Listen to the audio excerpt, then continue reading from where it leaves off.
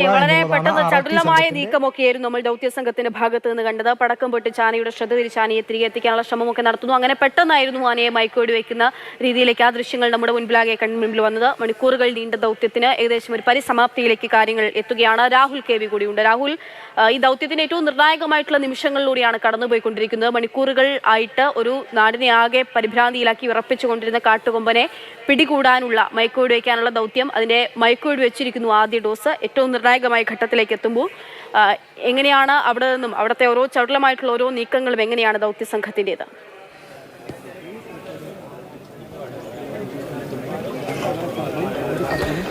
പക്ഷേ നമ്മുടെ കൺമുൻപിൽ തണ്ണീർക്കൊമ്പൻ ശാന്തനായി നിൽക്കുകയാണ്.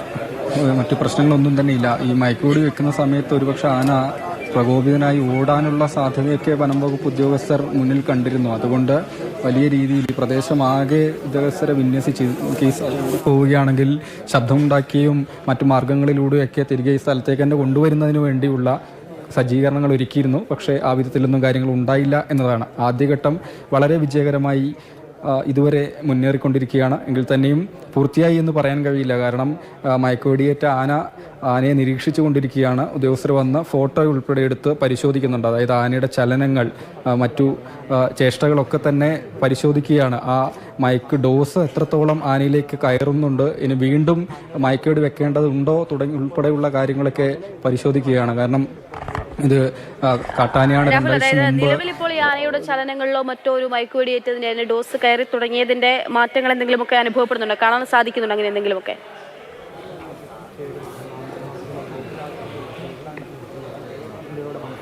തീർച്ചയായും ഉണ്ട്. കാരണം നേരത്തെയൊന്നും ഉണ്ടായതുപോലെയല്ല തണ്ണീർക്കൊമ്പൻ ഇപ്പോൾ ഉള്ളത് എന്നതാണ്.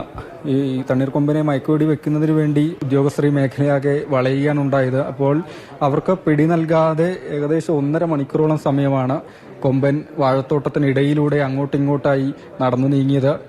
അവസാനം പടക്കം പൊട്ടിക്കേണ്ട അവസ്ഥ വന്നു. പടക്കം 1-2 തവണയല്ല, 15-ലധികം തവണ പടക്കം പൊട്ടിച്ചതിന് ശേഷമാണ് ഒരു എയിമിലേക്ക് ആനയെ കൊണ്ടുവരാൻ കഴിഞ്ഞിരുന്നത്.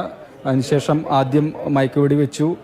പക്ഷേ അത് കൃത്യമായി ലക്ഷ്യസ്ഥാനത്തേക്ക് എത്തിയില്ല. അതിനുശേഷം രണ്ടാമത് വെച്ച വെടിയാണ് കൃത്യമായി ആനയുടെ ഇടത് കാലിന് പുറകിലായി കൊണ്ടത്. അതിനുശേഷം ആ മയക്കുവെടിയുടെ ഇമ്പാക്റ്റ് ഉണ്ടായിക്കൊണ്ടിരിക്കുന്നു എന്ന് മനസ്സിലാക്കുന്നു. കാരണം വളരെ ശാന്തനായി ആന അവിടെ നിലയുറപ്പിച്ച് നിൽക്കുകയാണ്. ആകെയുള്ള ചലനങ്ങൾ ചെവി, വാല്, അതുപോലെ തുമ്പിക്കൈ കൊണ്ട്. ഒരു ചതുപ്പു സ്ഥലമാണ്, വെള്ളമുള്ള സ്ഥലമാണ്. വെള്ളം ചെളി കോരി ദേഹത്തേക്ക് ഒഴിക്കുന്നുണ്ട് എന്നുള്ള ചലനങ്ങൾ മാത്രമേ ഉള്ളൂ. ബാക്കിയൊക്കെ ഏതു വിധത്തിലാണോ കണക്ക് കൂട്ടിയത് വനം വകുപ്പ്, ആ വിധത്തിലേക്ക് വന്നിട്ടുണ്ട്.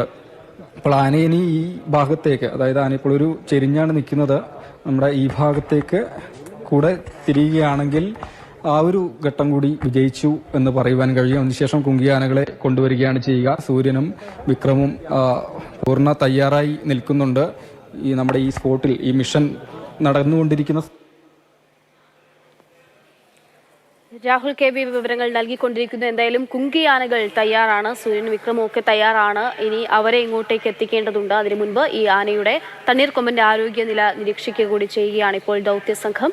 എന്തായാലും മയക്കുവെടി ഏറ്റിരിക്കുകയാണ് തണ്ണീർക്കൊമ്പന്. നമുക്ക് അരുൺ അമൃതനാഥിലേക്ക് കൂടി പോകാം. അരുൺ, കുങ്കിയാനകളെ ഇങ്ങോട്ടേക്ക് എത്തിക്കുന്നതിന് മുൻപുള്ള ഇനി, അതായത് ഈ വാഴത്തോപ്പിൽ നിന്ന് എങ്ങനെയാണ് ആനയെ പുറത്തേക്ക് എത്തിക്കുക, അങ്ങനെയുള്ള നടപടിക്രമങ്ങളൊക്കെ എങ്ങനെയാണ്? ആ ചിന്തകളും ഒക്കെയാണോ, അല്ലെങ്കിൽ ആ തീരുമാനങ്ങളൊക്കെയാണോ ഇപ്പോൾ അവിടെ നടന്നുകൊണ്ടിരിക്കുന്നത്?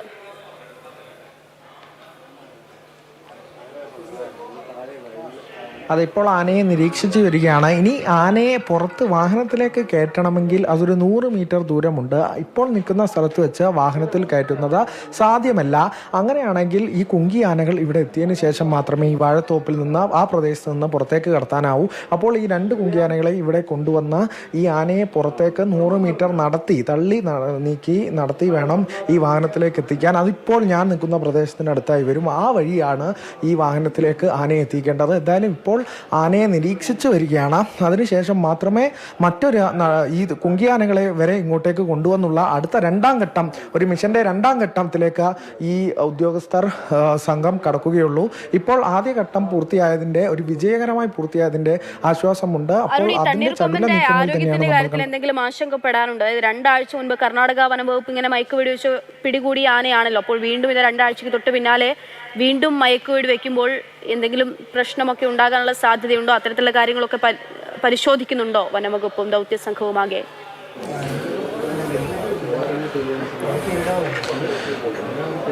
അതെ, തീർച്ചയായും അവരുടെ പരിഗണനയിൽ ഇത്തരം അക്ഷയ സൂചിപ്പിച്ചതുപോലെ തന്നെ 2 ആഴ്ചയ്ക്ക് മുമ്പ് വരെ മയക്കുവെടി കൊണ്ട് ആനയാണ്. അപ്പോൾ ആരോഗ്യസ്ഥിതി സുപ്രധാനം തന്നെയാണ്. അപ്പോൾ എന്തായാലും ഇപ്പോൾ നമുക്ക് അത് സംബന്ധിച്ച സ്ഥിരീകരണമോ മറ്റു കാര്യങ്ങളോ പ്രതികരണമോ ഒന്നും ലഭ്യമായിട്ടില്ല. തീർച്ചയായും അവർ അതുതന്നെയാണ് നിരീക്ഷിച്ചു വരുന്നത്.